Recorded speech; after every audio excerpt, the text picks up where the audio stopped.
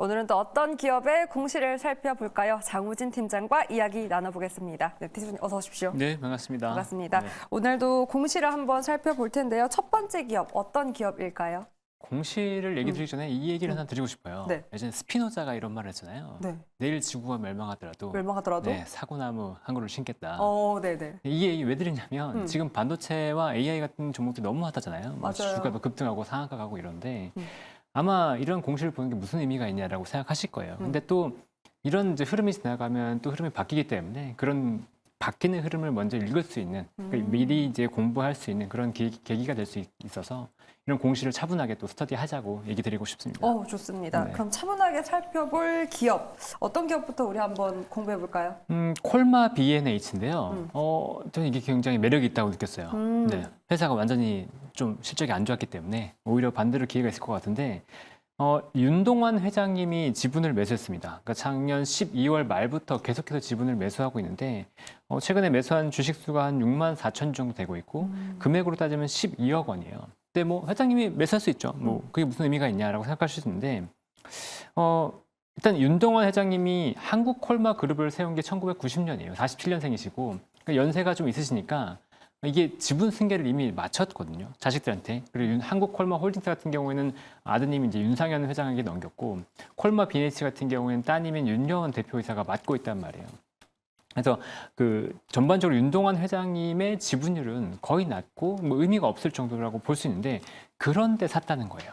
그러니까 지분 승계도 마쳤는데 굳이 이 콜마 B&H를 샀다는 건 콜마 B&H의 주가 가치가 좀 낮은 게 아닌가라고 판단이 된다는 거거든요. 그래서 내용을 좀 더 살펴보면 네. 일단 현대 윤여원 대표 같은 경우에는 2018년 8월에 1차적으로 증여를 받았고 2020년에 추가로 2%를 증여받아서 6%의 지분을 보유하고 있습니다. 6.4%의 지분을 갖고 있고 좀 특이한 게 증여세를 납부하기 위해서 윤동원 회장님으로부터 주가 지분 한 1%를 차입을 했어요. 그거에 합해가지고 한 7.4% 지분을 보유하고 있다고 나오고 있죠. 그리고 윤동환 회장님 같은 경우에는 이 지분 증여와 대여를 통해서 0.73%까지 지분이 낮아졌어요. 근데 최근에 지분을 이제 장내 매수를 하면서 거의 1% 가까이 지분이 늘어난 상태고요. 근데 이렇게 늘어난 게 왜일까? 실적이 좋은가라고 보면 아까 말씀드렸지만 실적이 좋지 않거든요. 네. 2020년에 이 회사 영업이익이 1,092억 원이었어요. 근데 2020년을 돌이켜서 생각해 보면 이 회사가 이제 건강기능식품을 주력으로 만드는 회사거든요. 특히나 이제 애터미 향으로 해모임이라고 하는 네, 그게 이제 많이 팔린 회사예요. 근데 해모임이 2020년에 많이 팔렸거든요. 면역력을 증강하니까 코로나를 맞아요. 이겨낼 수 있다고 해서 많이 팔렸어요. 그러다 보니까 그때 영업이익이 1,092억 원까지 나왔다가 작년, 그러니까 23년 기준으로 영업이익이 한 300억대로 떨어졌단 말이에요. 그러니까 3분의 1 토막이 난 거죠. 주가는 5분의 1 토막이 났어요. 그러니까 실적이 무너지고 그다음에 해모임이 이제 중국에 진출하면 실적이 잘 나올 거라고 봤었는데 중국에서의 성과도 생각보다 안 나오면서 전반적으로 이제 주가가 안 좋았다. 이렇게 보시면 되는데 그럼 실적이 안 좋으면 보통은 회사가 경영을 약간 축소하고 이러잖아요. 근데 재밌는 건 2022년, 23년에 걸쳐서 대규모 투자를 합니다. 이 회사가 이 해모임 공장이 이게 세종시에 있었는데 세종시에 1, 2 공장이 있고 이게 2,000억 캐파예요. 그리고 음성에 1, 2, 3 공장이 건강기능식품 캐파인데 이 세 개가 합해서 5,000억 정도 캐파였거든요. 네. 근데 여기에 세종 상공장을 작년 말에 준공을 했어요. 또요? 그렇죠. 작년 상황이 안 좋았고 실적이 억성장했는데도 불구하고 이 상공장을 증설한 거예요. 이유가 뭡니까? 좋을 거라고 본다는 거죠. 내부적으로는 자신감으로? 네, 앞으로 회복될 거고 실적이 좋아질 거라고 보지 않는다 그러면 도저히 이렇게 할 수가 없어요. 그러니까요. 그리고 이 증설이 끝났는데 만약에 증설이 끝난 상황에서 실적이 좋지 않을 거라고 본다 그러면 고정비가 더 들어가거든요. 상공장이 증설됐으니까. 그런데 윤동환 회장이 샀다는 거예요. 그렇죠. 그럼 이 상황에서 이 가격대에서 상공장이 증설되는데 실적이 여기서 더 안 좋아질 거라고 본다면 도저히 살 수가 없어요. 그러니까 저평가의 영역이다 판단을 하신 그렇죠. 거라고 여기서 해석해도 이제 좋을까요? 실적이 반등할 거다라고 봤을 가능성이 굉장히 크다는 거죠. 그러면 왜 좋아지냐라고 네. 봤을 때 그러니까 해모임을 비롯해서 애터미의 비중이 굉장히 높은데 애터미가 여기서 추가적으로 역성장할 가능성이 낮다는 거예요. 애터미도 또 이제 추가적으로 수출을 주도하고 있기 때문에 수출 기반으로 해서 매출이 반등할 가능성이 있다라는 게 첫 번째 포인트고 네. 두 번째는 한국의 건강기능식품에 대한 관심이 동남아를 중심으로 굉장히 커요. 그래서 동남아를 중심으로 한 수출이 다시 늘어날 수 있다. 그러니까 이게 또 하나의 포인트고 유럽이나 다른 지역으로도 건강기능식품에 대한 수출이 또 얘기되고 있거든요. 그래서 수출이 늘어날 수 있다. 기존 고객인 애터미가 좋아지고 수출이 늘어날 수 있다. 그다음에 세 번째가 강소콜마라고 그 중국에 있는 그 해외 법인이 있어요. 여기 실적이 이제 캐파가 700억 정도 규모인데 작년 매출로는 70억 정도 나왔거든요. 그러니까 캐파가 10%밖에 안 늘었던 거죠. 근데 올해 3분기 누적으로 140억으로 크게 증가했고 뭐 연간으로 봤을 때도 뭐 무난하게 200억은 되지 않을까? 200억이 아니고 한 100억대 후반 되지 않을까라고 보고 있는데 24년에는 작년 대비해서 매출이 거의 2배 증가할 거로 보고 있어요. 그러니까 강소콜마도 이제 적자를 탈피해서 점점점 실적이 좋아지는 국면으로 간다. 이게 포인트라는 거죠. 그러니까 올해 전반적으로 실적은 개선되는 흐름으로 가고 영업이익률도 보면 22년에 최고로 이제 18%까지 찍었었어요. 근데 23년에 보면 한 5%대로 떨어졌거든요.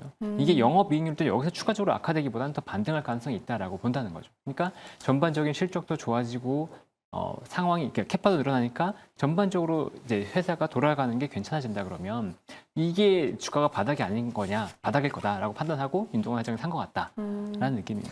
그럼 이거는 그냥 개인적인 궁금함인데 이렇게 지분을 샀다라는 거 하나로 중국이나 다른 동남아 쪽의 수출을 충분히 우리가 기대해봐도 좋습니까? 왜냐하면 어쨌든 그렇게 업황도 좋지 않을 뿐더러 계속해서 중국도 부양책도 그렇고 지갑을 닫는 추세잖아요. 그렇죠. 그러니까 말 그대로 기대기 때문에 정말 이렇게 숫자가 돌아설까 하는 의아함도 생기거든요. 맞아요. 생길 수 있어요. 근데 하나 더 이제 제가 깜빡한 게 있다면 네. 윤년 대표가 올해 단독 대표 체제로 바뀌었습니다. 증여하고 나서. 근데 이게 굉장히 중요한 의미가 있을 거예요. 왜냐하면 어떤? 승계를 하고 네. 경영에 대한 성과를 인정받으잖아요. 근데 각자 대표가 아니라 단독 대표로 바뀌었어요. 아, 그러면 회사 경영에 대해서 자신감이 있으니까 당연히 단독 대표를 하고 난 이제 이걸 승계받을 자격이 있어라고 인정받은 거잖아요. 그래서 아마 내부적으로는 상황이 전반적으로 좋아질 거라는 상황에 대한 내부적으로 판단이 있는 것 같아요. 그리고 이게 단순히 기대감이라기보다는 실제로 업체들과의 어떤 얘기들이 진행되는 것들이 굉장히 가시성 있게 되는 게 아닌가라고 판단되는 거라서 저도 이제 이 기업을 좀 더 공부하긴 해야겠지만 네. 지금 봤을 땐 단순 기대감 정도는 아닌 것 같다. 어느 정도 어쨌든 가시화되는 과정이 있기 때문에 이런 자신감을 비추는 것으로 네. 해석이 되기 때문에 뭐 또 다른 좀 자세한 공시가 나오면 저희가 또 재점검을 한번 해보도록 하겠습니다. 자, 그럼 넘어가서 두 번째 그룹에 대해서 이야기를 해볼게요. 그룹주에 대한 이야기가 될 것 같긴 한데 LS 마린솔루션부터 체크를 해볼까요? LS 에코노에너지. 네. 에코, 네. 에코에너지 에코에너지부터 한번 말씀드릴게요. 체크해볼까요? 최근에 LS 그룹의 행보가 좀 공격적인 것 같아요. LS 전선도 그렇고 아까 LS 네트워크도 잠깐 나왔지만 네. 뭔가 움직임이 있다는 건 LS 그룹이 전반적으로 좋아진다라는 건데 LS 에코에너지 같은 경우에는 LS 전선 아시아가 사명을 변경한 회사예요. 근데 이 회사 보면 작년 10월부터 8,000원에서 한 25,000원까지 주가가 올랐었거든요. 150%, 2만 한 초반, 2만 3,000원까지 주가가 올랐다가 지금 살짝 조정인데 주가가 2배 이상 올랐잖아요. 그러면은 이 상황에서 크게 빠지도 않았단 말이에요. 2만 원대에서 갑자기 LS 전선 최대 주주가 계속 장내 매수를 합니다. 최근에 거의 2%포인트 가까이 장내 매수를 했어요. 기타 법인이 보면 근데 왜 이렇게 장내 매수를 하지라고 봤을 때 좀 재밌는 포인트가 있어요. 2만 원을 이렇게 지킵니다. 2만 원 밑으로 내려가지 않게 계속 사요. 그리고 최근까지 이제 130억 원 장내 매수를 했는데 기타 법인의 매수가 보면 추가로 이틀 정도 더 있었거든요. 그러니까 네. 장내 매수가 더 있었던 것 같아요. 근데 시장 상황이 개선되면서 2만 원을 지킬 것 같으니까 장내 매수 규모가 줄었어요. 그러니까 이걸 보면 LS 에코에너지가 앞으로도 2만 원은 충분히 지키려고 할 것 같다. 근데 그 2만 원을 계속 지키는 이유는 혹시 뭡니까? 그게 궁금하잖아요. 네. 그러니까 LS 에코너지가 왜 이렇게 2만 원에 대해서 집착을 할까? 그리고 왜 오른 상황에서 더 갈 거라고 보고 약간 산다는 걸까? 이런 게 느낌이 있는 건데 네.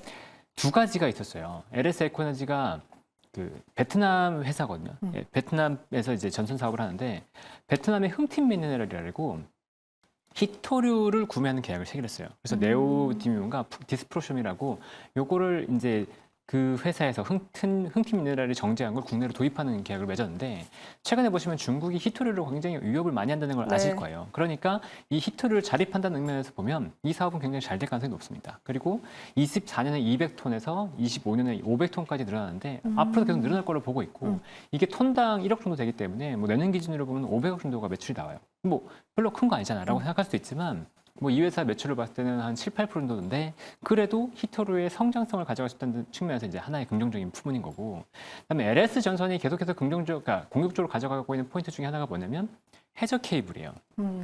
해저 케이블 생산해서 매설하는 것까지 이제 글로벌로 들어간다는 건데 이 해저 케이블 사업도 보면 작년 10월에 베트남의 국영가스 기업 페트로 베트남이라고 있거든요. 여기와 이제 MOU를 체결했어요. 그래서 여기가 설립하는 해저 케이블, 해저 전력 케이블 같은 경우에는 LS 에코에너지에서 설립하는 형태로 갈 것 같거든요. 그러니까 이 두 가지 신사업에서 공격적으로 좀 성장이 나올 거다라고 기대하는 것 같아요. LS 전선에서는. 그러니까 이 두 사업을 기반으로 해서 장내 매수를 계속하는 것 같고, 아까도 말씀드렸지만 8천에서 2만 원이 넘어갔다가 사실 회사가 안정적으로 그냥 우리 회사가 저평가돼 있으니까 산다라고 한다 그러면 여기서 더 빠져도 급등했으니까 더 빠진 다음에 사도 문제가 없는데 사실 10% 한 15% 정도도 조정이 안 나왔는데 거기서 계속 산다는 말이에요. 그러면 이 정도는 바텀에서 추가적으로 사업의 모멘텀이 있을 가능성이 좀 있지 않나 이렇게 보고 있습니다. 그럼 그 모멘텀을 우리는 히토류 그리고 해저 산업에서 찾아봐도 좋을까요?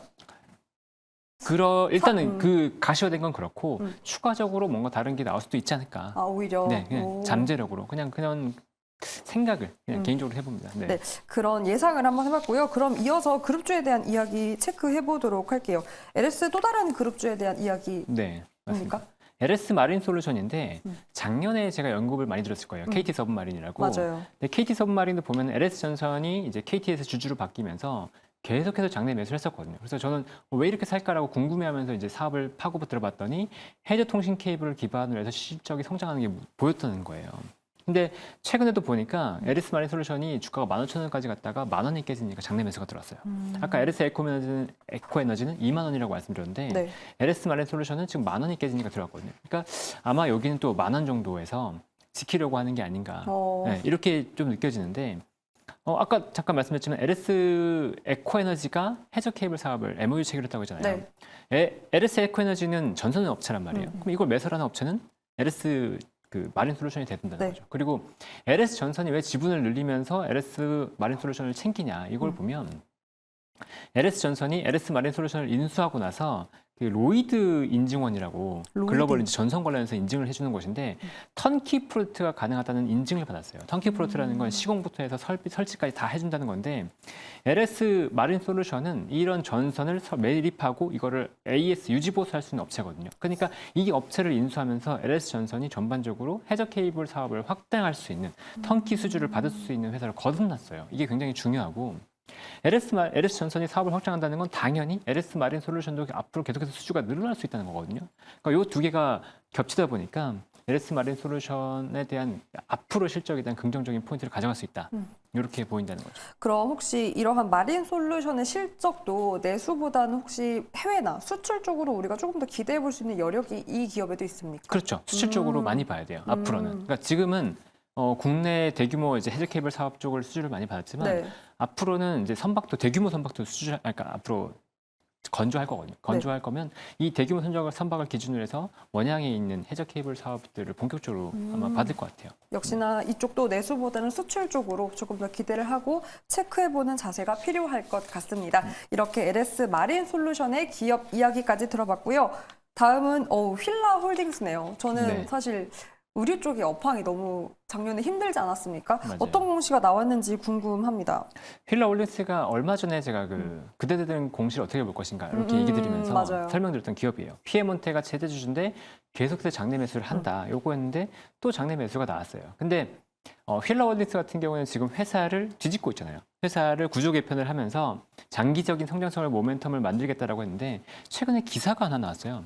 휠라 플러스라고 신규 고급화 라인을 런칭한다고 발표했는데 혹시 팔라스라는 브랜드 아세요? 팔라스. 네, 팔라스. 그 로고 맞아요. 다이아몬드 같은 삼각형 로고. 예, 맞아요. 그 회사. 이게 슈프림과 더불어서 이 스트릿 브랜드로 굉장히 유명한 회사고 슈프림이 미국 회사라고 하면 유럽의 자존심 같은 회사거든요. 근데 그 팔라스를 설립한 게 레브 탄주라는 사람이에요. 근데 이 레브 탄주가 휠라 홀딩스의 크리에이티브 디렉터로 들어왔습니다. 그럼 또 어떤 혁신적인 리브랜딩이 되는 겁니까? 그럴 가능성이 있다고 보는 거죠. 그리고 일단 브랜드부터 바뀌었어요. 브랜드가 이제 색깔이 원래 흰색과 파란색 이런 느낌이었는데 이탈리아 국기 색깔로 바뀌었어요. 휠라 플러스 같은 경우에는 그래서 빨간색과 녹색 그리고 흰색을 활용한 브랜드 로고 색깔로 약간 색감이 바뀌었고 지금 당장 어떻게 될 거다 이런 건 모른다는 거죠. 하지만 휠라 플러스의 이런 이제 기존의 스트릿 브랜드 기반으로 성공했던 기억이 있는 사람이 이제 들어왔으니까 앞으로 휠라 홀딩스도 진짜 긍정적으로 계속 바뀌는 게 아닌가. 그리고 이런 노력들이 점점 가시화돼서 보인다라는 것들을 포인트로 보면 될 것 같습니다. 혹시 그런 휠라홀딩스의 사업력 이런 것 외에도 또 다른 매력 투자 포인트가 있다면 어떤 게 있을까요? 뭐 배당이라던가. 배당은 왜냐하면 아직 또 잘 의류 모르겠어요. 쪽만 보면 휠라홀딩스 자체에 대한 올해에 대한 실적을 과연 우리가 기대해 볼 수 있을까? 리브랜딩만으로 놓고 봤을 때는 조금 부족하지 않을까 싶은 그렇죠. 지금 생각이 당장은 들더라고요. 뭐 지금 당장 사실은 말씀은 아니에요. 근데 이런 노력들이 보이고 있고 이런 노력이 보이는 가운데 최대 주주가 사고 있잖아요. 그 네. 부분에 오히려. 네, 그렇죠. 이 최대주, 그러니까 리브랜딩하고 우리가 잘 될 거라고 말하는데 최대주가 팔아요. 그럼 이걸 누가 믿겠어요? 근데 하지만 오히려 이 회사는 계속해서 자신감 있게 산다는 거죠. 계속 지분을 늘리고 우리는 이 브랜드의 리브랜딩이 잘 될 거라고 본다. 그러니까 이 회사와 동행해도 될 것 같은 느낌이 있다는 거죠. 네. 장내 매수를 눈여겨보면 좋을 것 같다로 휠라홀딩스 이야기 정리해 보도록 하겠습니다. 오늘도 전자공시생 장우진 팀장과 이야기 나눠봤습니다. 오늘 말씀 고맙습니다. 네, 감사합니다.